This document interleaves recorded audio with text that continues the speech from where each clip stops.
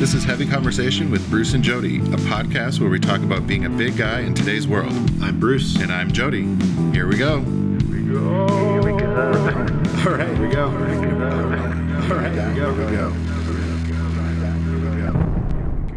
Hey, Jody. Hey, Bruce. How's it going? Oh, it's good. It's good. Life is good. Life is crazy. There's always something new and interesting coming up. This week, last week, the last few weeks have been no exception. That is for sure. Yes, it's going to be a great week, though. We're there. What is the? Oh my God, I can't even think of what they're installing a new president tomorrow. It's inauguration. Inauguration. Week. That word. All of a sudden, I lost it. So yeah, it's yes. So happy days. It is. It's Crossing my fingers, everything goes well. It's been a long couple years, and here we are. So, it's that time where everyone's voted. It feels like the election was like a year ago. I know so it much time. I have no reference of time anymore. Like someone at work was like, "Oh yeah, I was in last week." I was like, "That was last week?"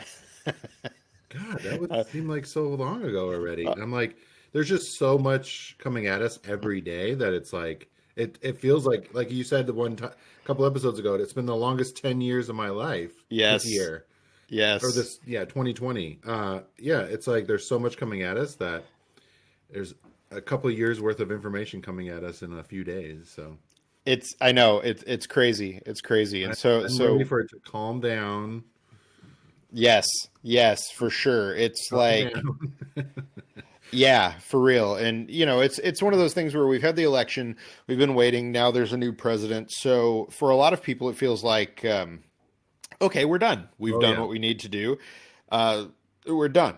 And for other people, they are curious how you continue to stay involved and stay in tune with everything that's going on without driving yourself crazy. Because I'm going to say for myself that the last few years, trying to follow the dramatic everything, whether it's tweets, news, whatever was happening every single day for the last 4 years, has been a lot to handle. And as much as I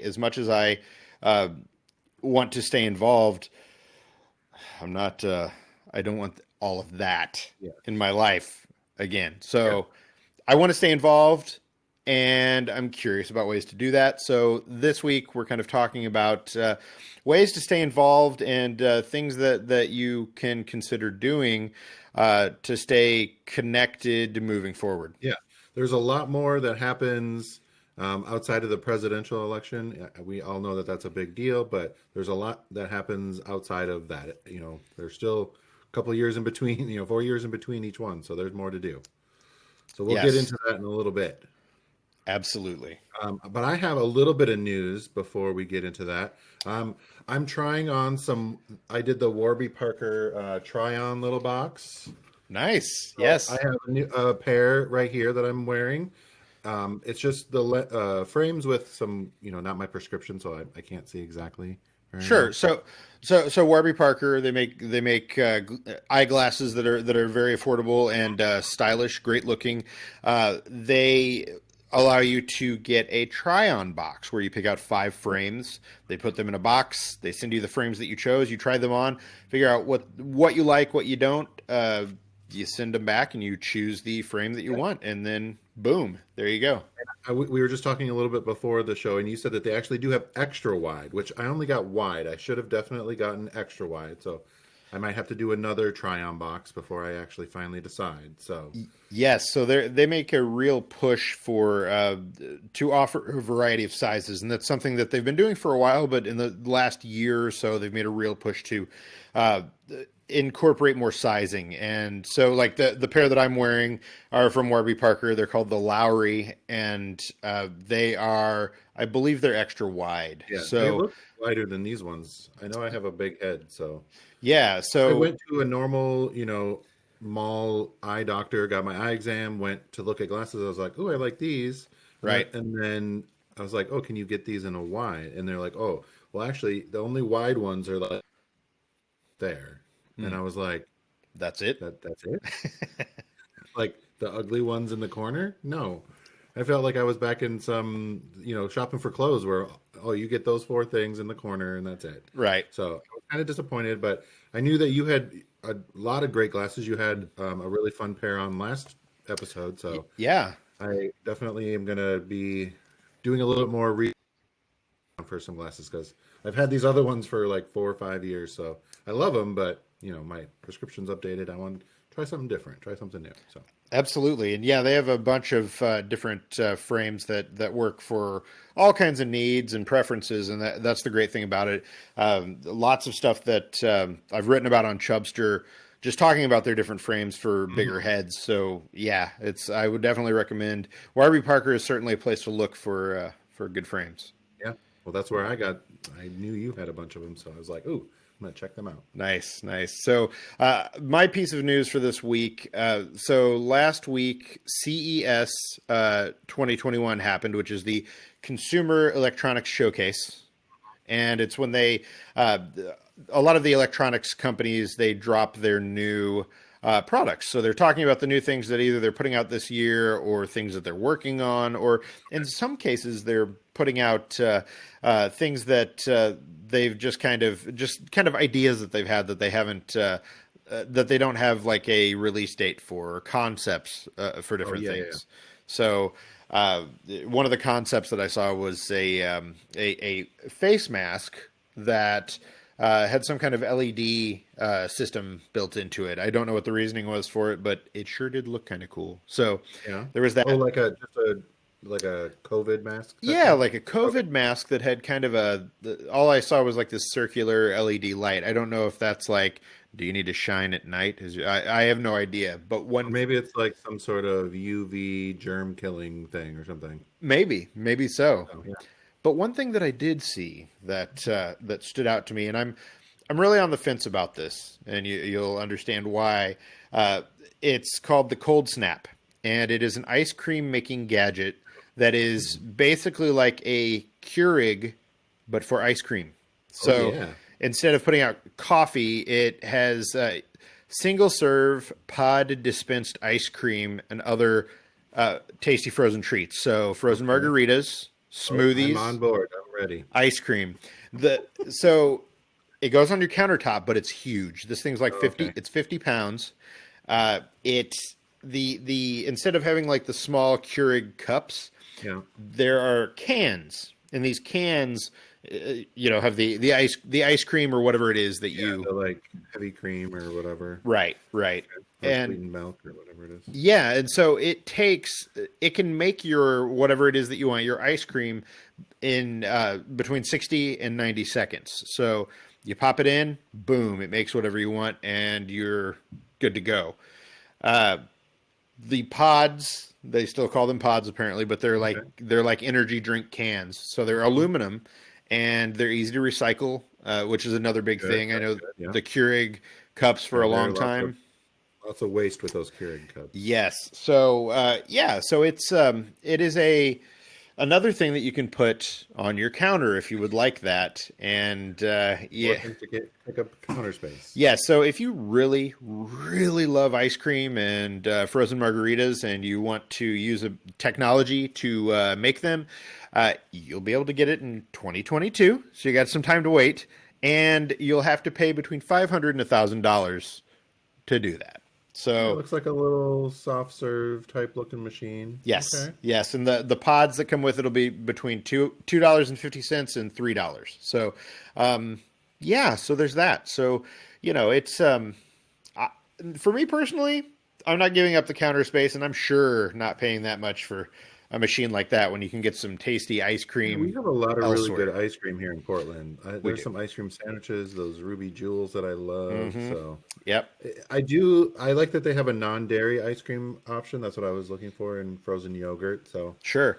But the frozen margarita, frozen cocktail thing, that sounds kind of intriguing. It feels like something that you would find in like an Airbnb that's by a lake in a remote area. Yeah, or like has a big pool house or something. Right. Or if you live somewhere rural and you didn't want to go out for ice cream or didn't want to get it Yeah, from the grocery store and I'll you get it from the Schwann's man. right, right.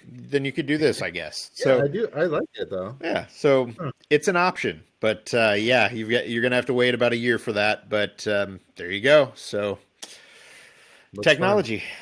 Hmm. Yes, yes. Well, speaking of a cold snap, I'm gonna have a beer. Ooh, what do you have? I have the Ecliptic Brewing Meridian Vanilla Stout. It's a Hey, seasonal one that they have. This is nice. a local Portland area brewing uh, brewer. Okay. So it is a 5.2 ABV, finished with vanilla beans or dry Irish style stout. Has a smooth mouthfeel and notes of cacao and roasted something. Ooh, It's nice. like, ouch. All I right. love stouts and Yeah, everything. So, yeah. And Ecliptic, they've got some good stuff. So across the board, good oh brewery. yeah, that's a nice dark color. Yep. Your favorite type of beer? Yes. Dark. That's I didn't do it. that's it. The classification, dark beer. Mhm. Yep. What do you think? Yeah. Yeah. It's not super vanilla-y. I kind of want a little bit more vanilla, but it's just kind of a hint. Nice. Yeah, it's good though. Good. So one you would drink again. Yeah. Well, I'm gonna. This is one I got at that The new beer. the beer store that we talked about before. Nice. Awesome. Well, on my list this week, I too have a vanilla beer, and mine comes from Leinenkugels. Ooh, oh, that Yes, one's good. yes, Wisconsin based brewery that makes some good beer. They've got some really good Mhm. stuff. This one is the Snowdrift Vanilla Porter, and it is a robust porter aged on real vanilla. So I do I enjoy that one. I've had that before. yeah, I'm always on the fence about vanilla beers. It's I'm generally not a big fan, but I do like Leinenkugel, and this one was gifted to me by my father-in-law, so I thought, why not? Happened to have it in his fridge. Said, here, Yeah. take this. I said, all right, I'll Yeah. drink it on heavy conversation. Must not like it. He's like, here, take this. Get Hmm this out of I didn't think about that, but yeah, it must be one of here. those. Take this. Please take Get this. it out. Get it out of my face. Yes. It's good. It's drinkable. It's easy. It's easy drinking. I mean, porters, generally are. Hmm. The vanilla is not overpowering. Um, it's a little. I don't know. It's not quite chocolatey. It's kind of a little roasty, maybe. Okay. Okay. Yeah, I don't mind this. It's not something that I would drink on a regular basis, but it feels appropriate for the season. Yep. And And it's called Snowdrift, right? Snowdrift Vanilla Porter. It's 6%, and yeah, another good one from Leinenkugel. Which, if you haven't tried any of their beers, Yeah, lots of them. yeah, they do. So, and if you're unfamiliar, here you go, Leinenkugels. Yep. Roasted malts for a flavor with hints of cocoa, coffee, and caramel. Hmm. And it's aged on real vanilla for a smooth, creamy taste that makes it perfect for warming up winter. Yeah, I definitely get the roastiness, and there's probably a little cocoa in there, not a ton that's like blowing me away. So Mhm. yeah, so there we Good go. time. Cheers to the vanilla beer. That's kind of a weird coincidence. It is, it We've been is. playing that. Yeah, we didn't, it just happened. So here we go. Yes. All right, on to everybody's favorite topic, politics. Woo! So as opposed to really jumping into just like, deep political stuff, I think this is more like everybody's goal, I hope, is to um, make things better, for Mhm. for your community, for the people you know and love, for your country, that kind of thing. And a big piece of that is staying involved and staying connected in a lot of ways. And there are different ways to do that. It can be more than just like taking to Facebook and typing out saying whatever fiery thing you want to say. There are other ways that you can stay involved, that you can do more that's going to make a difference. Yeah, and I think that you hit on a really big thing is their community. I think we all, we've all been quarantined away. I think we've lost a sense of community. I know we're still kind of in quarantine. Vaccinations are coming out, but I think all need to strive to be better in our community. Yeah, and it can start local stuff. Your neighbors, your whatever. Try and connect with them. Say hey, hi, and within 6 feet or whatever. But I think that's a big thing is being involved in your community. That's a great point, because and that even isn't necessarily isn't necessarily a straightforward political thing. It's getting to know people in your community, being part of it. It makes such a big difference to everything if you're able to do that. And I mean, it's been very hard to do with the pandemic and all of that, but just finding ways to be involved, with the people who live down your street, that's big. It's big. Yeah. Yeah.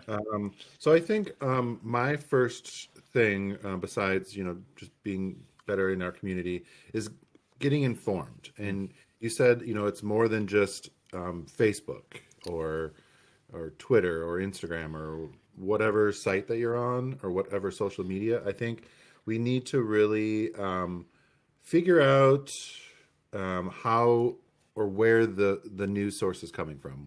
How are they collecting the information? Who is it coming from? Are they a trusted site? There's a lot of the quote unquote fake news stuff. Debunking reporters. There's still a lot of really great reporting happening out there. I think we all just need to step outside of our bubbles a little bit, outside of Facebook, outside of our social media, and do a little bit more research before we're just posting a meme or a tirade on Facebook about something that Karen down the street said or posted on her Facebook. Right. So staying informed, getting informed from reputable sites is kind of my big thing. I'm with you, and I think that there has been a lot of talk over the last few years about journalism not being real, not being full of lies and misinformation, and there are a lot of reputable journalistic endeavors out there. There are a lot of great websites and newspapers and websites and magazines, and it really is about doing your research and finding things that are going to give you the truth, that are doing real reporting, and not falling into partisan hype, not being pulled one way or the other. If you got to figure out, does this site or do these people have some motive behind what they're saying? Are they leaning too much one way or the other or whatever? Sure.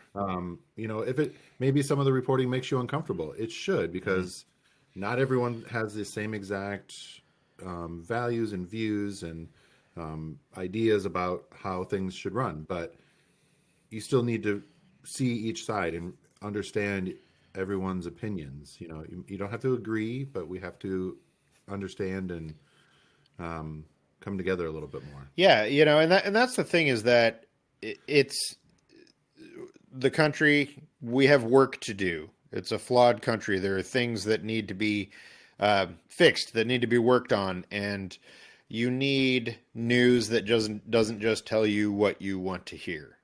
And there's a lot of that out there, and that's growing. And part of that pushes misinformation if you're only getting the information that you want. So being sure that you are looking for your news and info in the right places is important.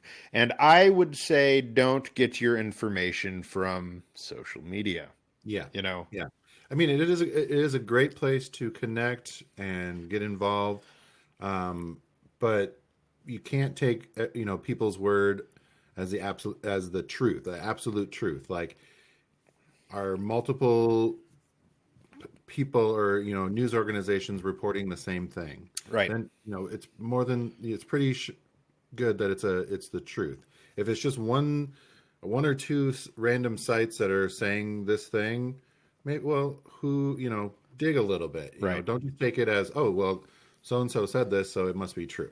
Yeah, and I think that's something that we're going to see.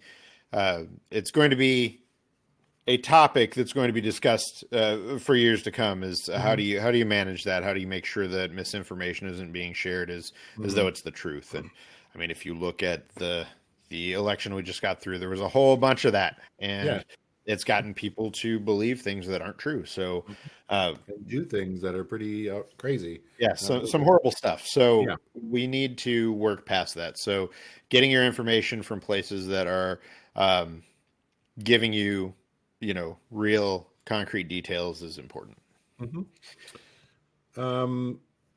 So after I think you are well informed on issues, whether it is politics or whatever's going on, I think my advice is going to be to go local.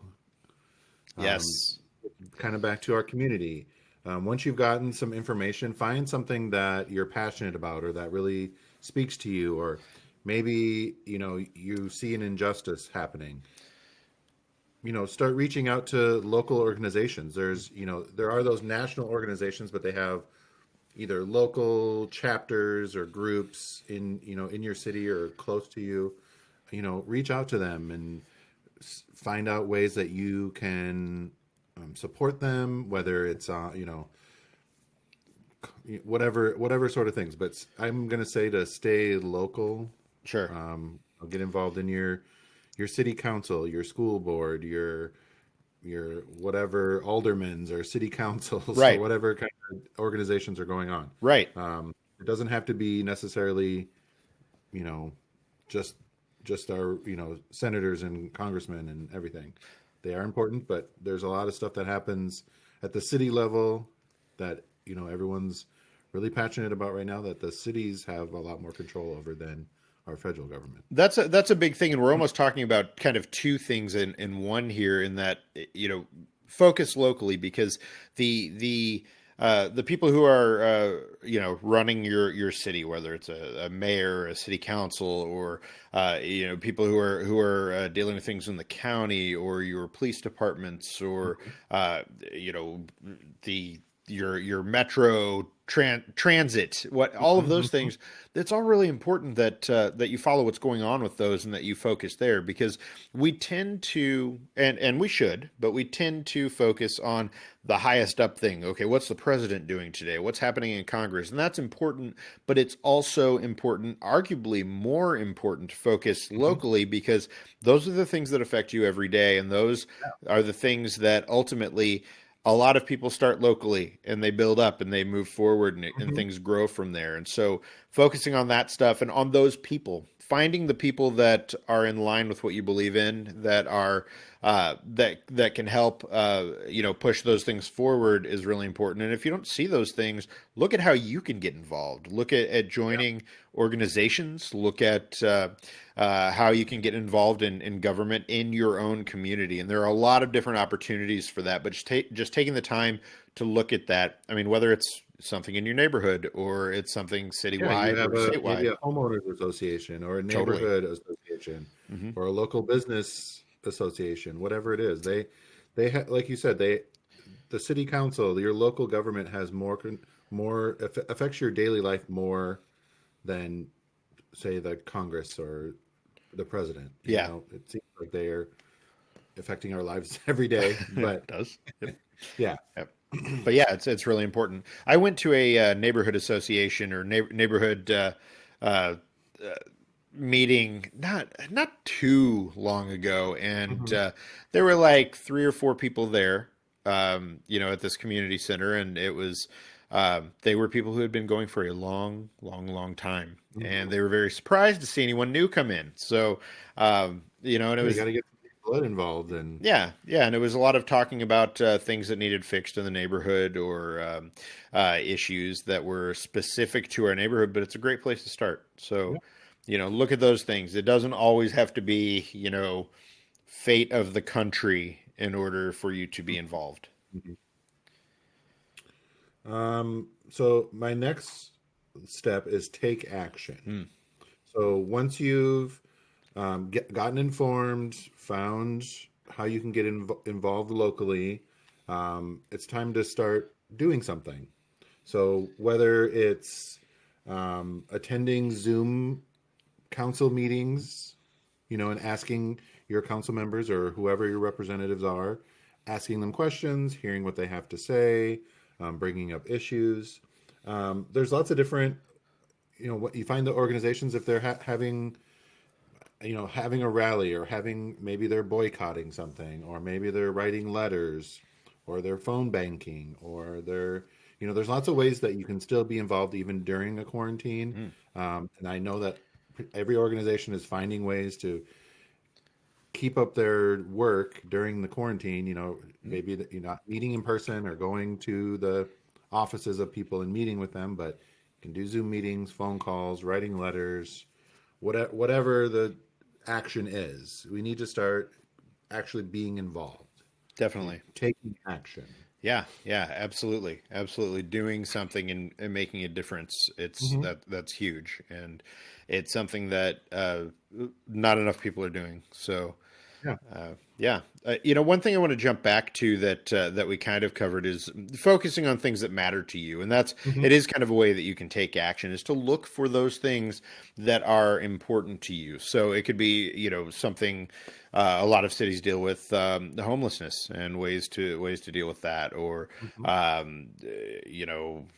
don't know, transit. I mean, there are so many different things that you can look at that are issues in your area, that if you get involved with those things and start doing something within those, you're going to feel like you're making progress. You're going to focus on these things that matter to you, and it's going to keep you involved and engaged. And you don't have to be focused on 30 different topics or 30 different ideas at once. You can focus on the one thing that's really important to you and go from there. And it doesn't even have to be I think everything to some extent is political. So it could be something like focusing on, I don't know, literacy. I mean, there are lots of things that you can do like that,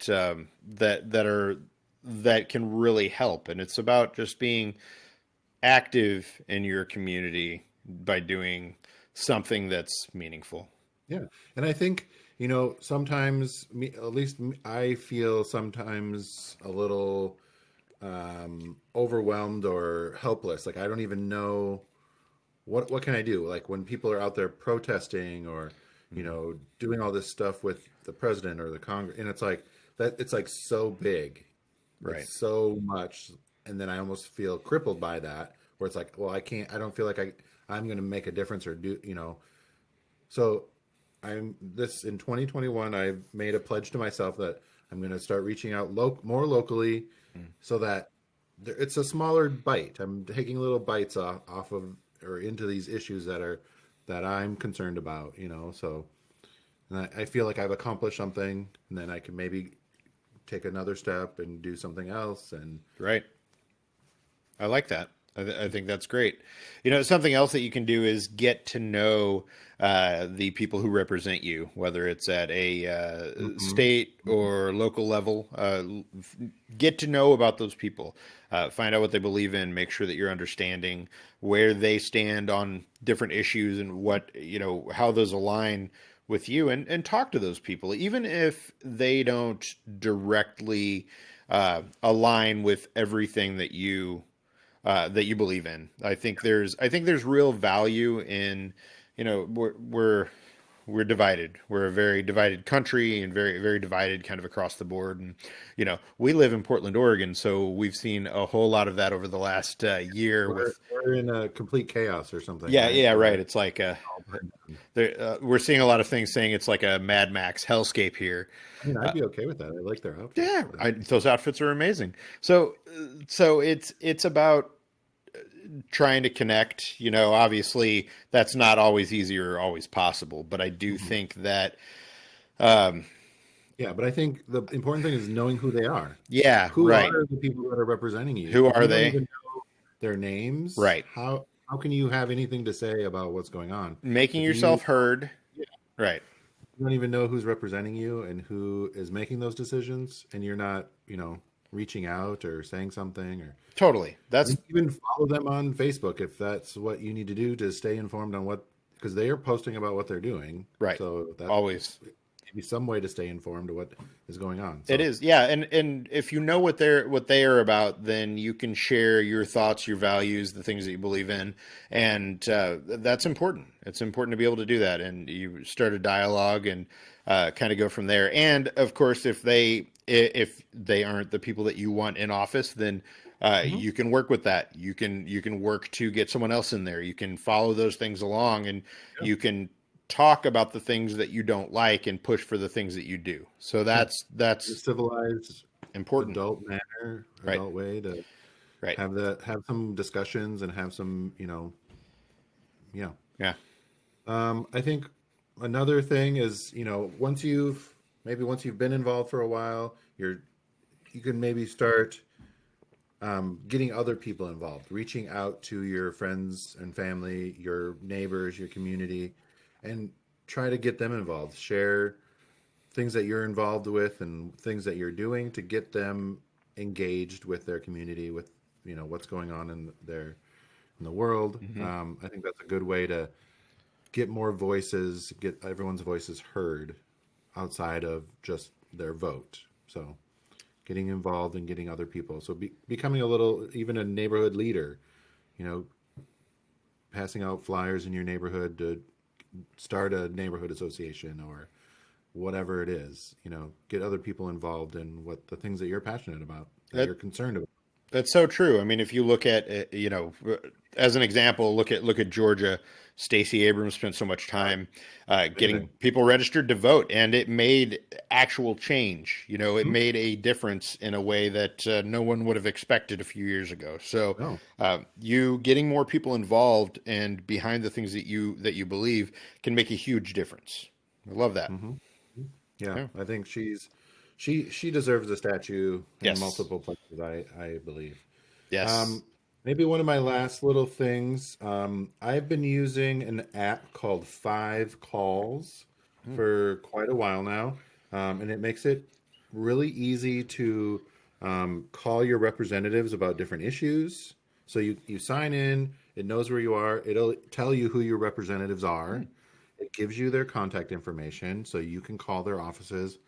You leave a message, and then you just pick different topics that you're concerned about. There's anything from government oversight, gun reform, healthcare, national security, voter rights. You know, the anything that's going on, you can find stuff, Sure. and it literally will give you the talking points or the little facts, the little blurbs about different issues that are going on, and you can call, and it says call your representative, Nice. and you just click on it. You can click on Jeff Merkley, Right. and then Whichever one is whoever, yours. Yeah. your local, your representative, Mm-hmm. and it gives you even a little script. Nice. So they be like, "Hi, my name is so and so. I'm in the Portland whatever district. Right. This issue, and this is how I feel, and this is what I would like you to do." That's great. Yeah.